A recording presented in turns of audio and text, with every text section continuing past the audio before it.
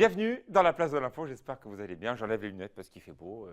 Voilà, c'est déjà vendredi soir. On a mis les femmes en avant toute la semaine sur 8 Mont Blanc. C'est terrible, Fanette, qu'il faille faire encore une semaine spéciale femme, non? Oui. Il y a besoin. Oui aussi. Quand Nous, on se ça balade nous, dans les pays, nous, ça on nous, voit. nous, ça nous déplaît pas. Hein. Mais nous, on est contents. Bah, c'est sûr. Regardez, Thierry Que des Paul qui femmes. était malade toute la semaine, c'est la première fois que je vois sourire quand on parle d'un sujet qui vous fait plaisir, Thierry, cette semaine. Non, des non, femmes. j'ai déjà souri sur d'autres sujets qui Je me m'ont suis fait fatigué plaisir. cette semaine, ça va mieux? Oui, bon, ça va, que ça commence à aller un peu mieux. Bon, ce week-end, ça donne quoi alors, la météo? Ça donne nettement moins beau que ces derniers jours, malheureusement. Ah, Ouais. bon. Les nuages Des vont records, hein, revenir. 24 degrés à Chambéry, j'ai vu tout à l'heure. Ouais, il a fait Ah, il y extrêmement. en a un stroboscope Oui, dans son boîte de il y a nuit. là, quelque je chose, sais pas il y a ce quelque chose se qui va passe sur pas le là. plateau. Il y a un truc qui Oui. va pas. C'est l'énergie de Thierry Paul. Ouais, De c'est toute façon, ça. très boîte de nuit, ça va péter, mais c'est pas grave. Vous inquiétez pas, on est là, c'est le week-end, tout va bien. Donc samedi ou dimanche pour skier? Alors, préféré dimanche parce que le risque d'averse sera moins marqué, même si samedi, il ne sera pas forcément. On n'attend pas de grosses averses, mais enfin, il pourrait y avoir quelques gouttes dans Plutôt l'après-midi. l'après-midi, c'est ça? Oui, alors que dimanche, ce sera sans doute sec. Très bien. Fanette, la semaine de sensibilisation, de dons de moelle osseuse, ça existe, c'est très important. Voilà, ça existe. En fait, ce qui est très important, c'est qu'il y ait beaucoup de donneurs potentiels, puisqu'il y a des taux de compatibilité, si c'est le bon terme, très faibles. Donc, plus il y a de donneurs potentiels, plus il y a des possibilités. Et le message, c'est surtout que ce n'est pas un don si douloureux, si difficile à faire. Je vous présente deux femmes d'exception, une seconde qu'on verra tout à l'heure, qu'on connaît très bien, Anne Paccard. Je suis sûr que vous faites du ski de rando, je ne sais pas pourquoi. Ah bon, je fais de la rando, mais Ouais, pas de ski de rando? non, parce que Alors, je regardez suis bien. pas née sur des skis en fait. Bon, ça peut arriver. Regardez bien le reportage qui sera diffusé dans le cadre du JT tout à l'heure, à Morgin, où justement, eh bien, il y a une très belle initiative pour faire cohabiter le ski de rando et le ski traditionnel. Presque un peu des parcs Voilà, d'initiation. c'est ça, c'est un C'est bien, ça. rando-parc, pas forcément d'initiation. En fait, il y a D'accord. plusieurs pistes en fonction du niveau, comme pour les pistes de ski, bleu, vert, rouge, noir. Et l'idée, c'est aussi de simplifier la cohabitation entre le ski de piste et le ski de rando. C'est un sujet de nos confrères de Canal 9. Très bien, on va voir tout ça. Passez une très bonne soirée sur 8 Mont Blanc. Et tout de suite, nous allons prendre le thé. Si.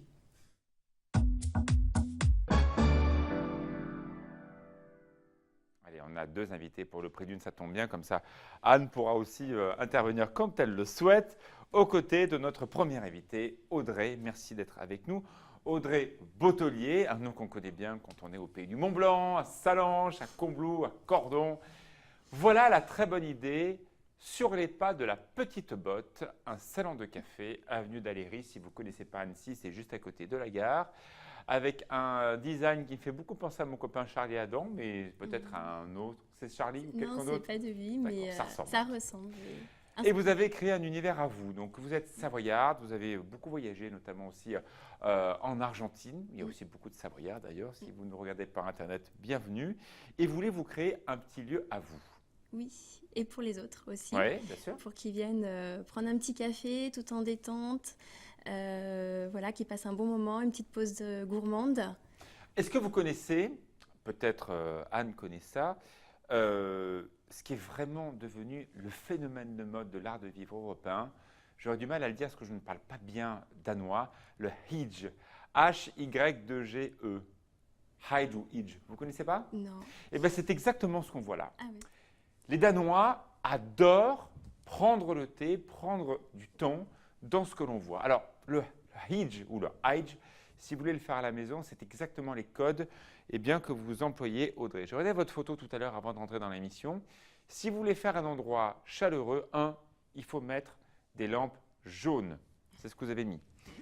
Deuxièmement, il faut mettre des lampes qui ne soient pas trop fortes. C'est exactement ce que vous avez fait. Troisièmement, il faut métisser et mélanger des objets qui n'ont peut-être rien à voir entre eux. C'est un peu ce que l'on voit, non? Oui, Des c'est tout époques. dépareillé. Tout Ouais. dépareillé et chaleureux du coup.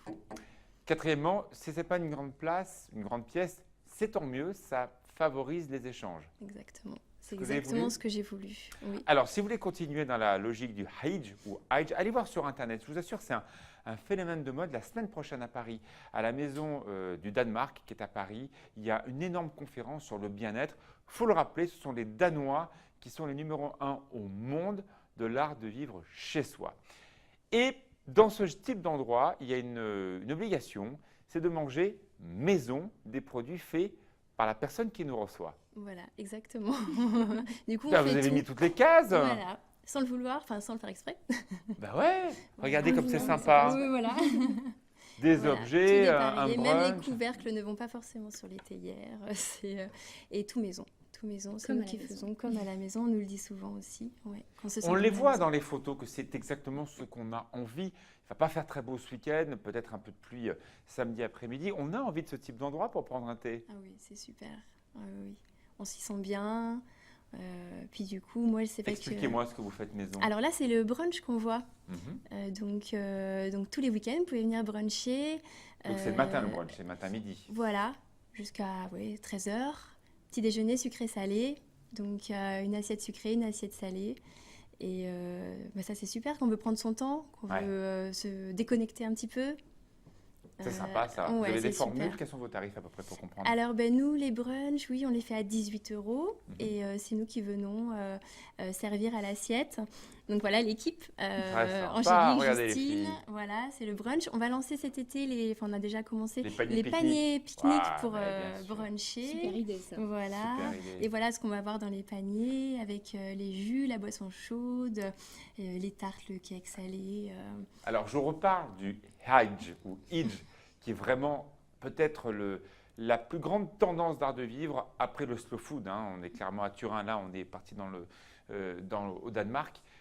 La problématique, quand même, c'est d'utiliser principalement des pains noirs et essayer d'éviter les farines trop glutées parce que c'est bon pour la santé. Est-ce que vous allez vers ça? Est-ce que vous voulez aller vers le bio ou des pains un peu moins raffinés parce qu'ils sont bons pour la santé, ou on est principalement encore dans du pain blanc pour votre brunch? Non, nous, c'est encore tout. En fait, je ne fais pas forcément sans gluten, pas forcément sans lactose, pas forcément bio Ce qu'il y a non la plus. demande aujourd'hui. Oui, c'est vrai. Mais on essaye de faire des choses vraiment saines, de qualité et pas trop grasses, pas trop avec aussi les produits locaux. Donc, Mhm. pas forcément le pain. On va utiliser du pain blanc, des toasts. Ça viendra Donc, par la suite. mais je suis peut-être sûr. parce que oui. Je suis sûr que vous Après- allez aller dedans. après, Parce que c'est vrai c'est qu'il faut tellement la changer. mode en plus. Il faut toujours changer, tout le temps se renouveler. Donc, pourquoi Et vous pas. En êtes même en- temps, si on veut se sentir chez soi, il faut qu'on retrouve la nourriture qu'on mange chez soi. Oui, si on mange des algues, c'est bien terrible. C'est vous qui cuisinez? Oui, avec Ouais. l'équipe, toutes les trois, on Qui vous a cuisine. appris à cuisiner? Ma maman. Ah. En fait, je n'ai pas du tout de formation, mais j'adore, je suis gourmande. Donc, j'ai toujours fait des gâteaux. Donc, Vous voilà. avez en tout cas un joli sourire et on Merci. voulait en tout cas vous inviter à partager ce moment-là. Il y a beaucoup de lieux comme ceci, effectivement, en Savoie-Mont-Blanc. C'est vraiment une très très jolie tendance parce que ce ne sont pas des lieux impersonnels avec un concept. Je ne vais pas critiquer les grands décorateurs très parisiens, Jacques Garcia et d'autres, qui ont mis des gros abat-jours sur des grandes salles très impersonnelles. Ce n'est pas du tout ça chez vous. C'est un endroit sur mesure, avenue d'Aléry, un salon de café où on peut aussi, pourquoi pas, boire un peu de maté. Bien sûr. Oui. Vous avez Venir ramené découvrir le d'Argentine? maté avec la bombilla, c'est le maté qui vient d'Argentine. Merci beaucoup d'avoir été avec nous, Audrey. Tout de suite, on va rencontrer une institution, bien sûr, de nos pays de Savoie, la fonderie Paccard. Et Thierry Paul revient avec la météo pour ce week-end.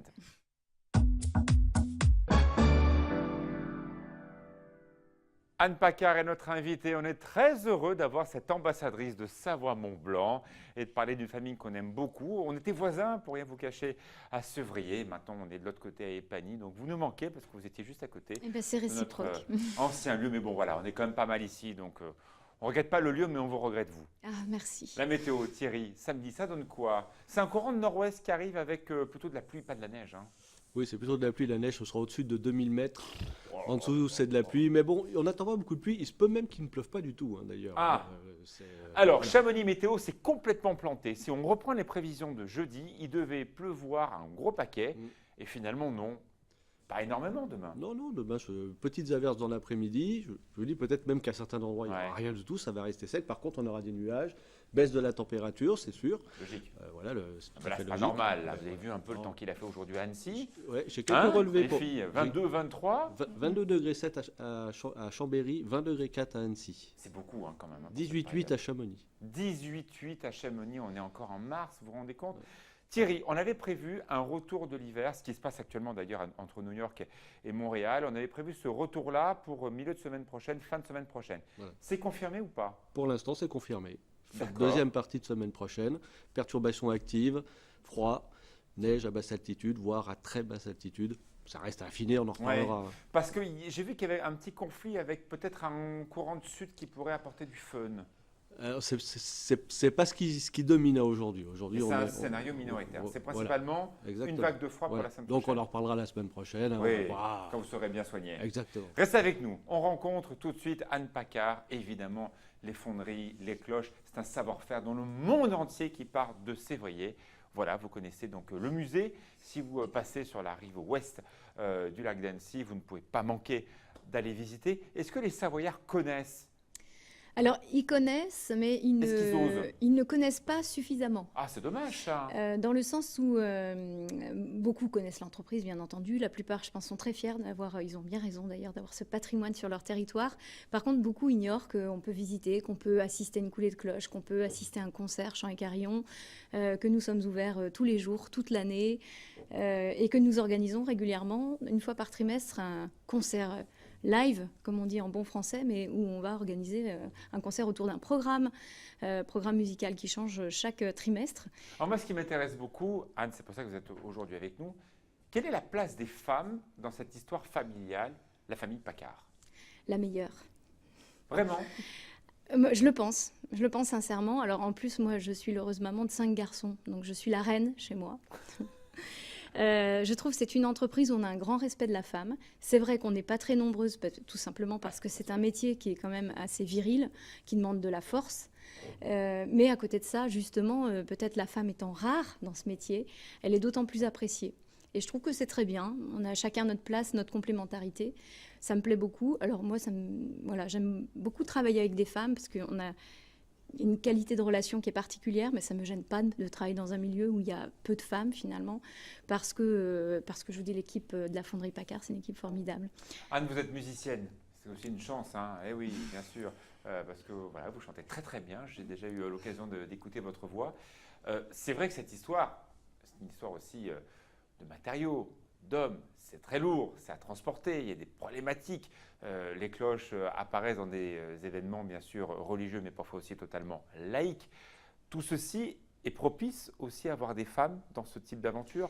Alors c'est amusant parce que les femmes tiennent une place particulière, mais à différents titres. Alors déjà, je dirais, il y a eu toujours des femmes pour fournir la génération suivante. On est rendu quand même à la 8e génération de fondeurs de cloches Paccard, ininterrompue de père en fils. Depuis 1796, il y a bien eu des femmes qui ont compté. Mais vous voyez, c'est étonnant qu'il y ait toujours ce nom, vous l'avez très justement dit, les affaires familiales de Savoie comme d'ailleurs sont de père en fils, mais aussi de belle-mère en belle-fille. C'est aussi elle qui tient les maisons. Alors c'est amusant parce que dans notre histoire, on a même une anecdote très croustillante. C'est la 3e génération, donc Georges Paccard, sa maman, qui s'appelait Françoise Paccard, née Bocquis, a été veuve à, je crois, 41 ans.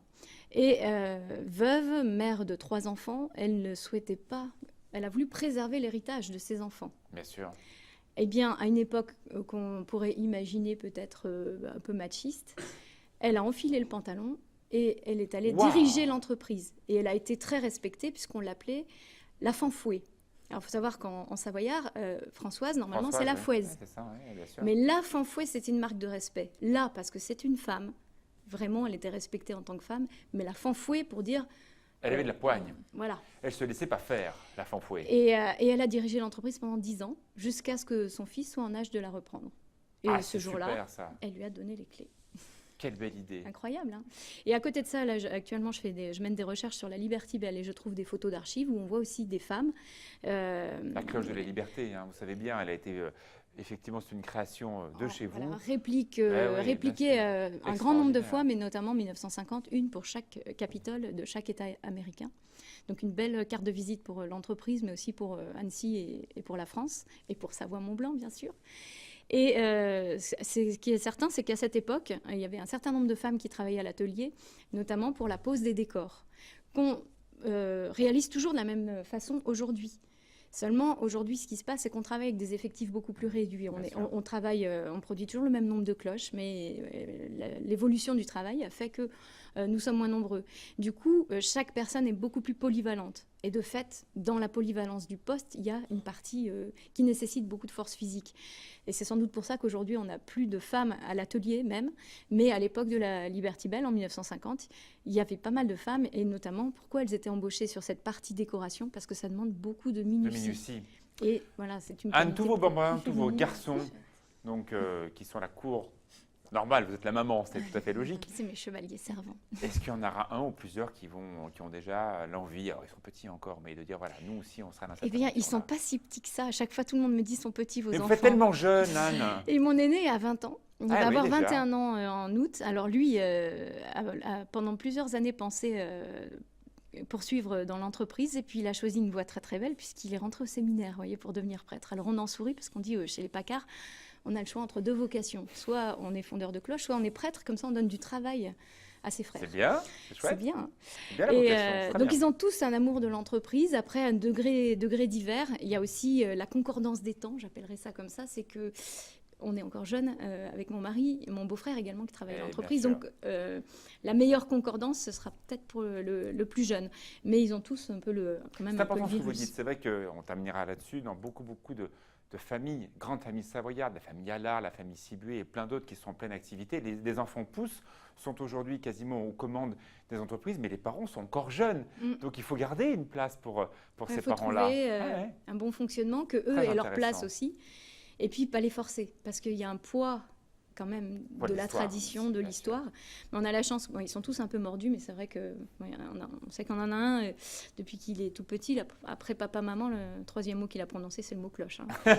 Cloche Paccard. On vous écouterait pendant des heures, Anne Paccard. Merci infiniment d'avoir accepté Merci à vous. notre invitation. N'hésitez pas, regardez, vous passez à Sevrier, vous poussez la porte du musée, vous allez découvrir votre histoire, parce que je vous assure, dans le monde entier, eh bien, il y a ces cloches qui font un petit peu sonner l'esprit de notre Savoie, là-bas, très loin, parfois. Merci à vous tous, bon week-end, et tout de suite, le journal Fanette de Buisson.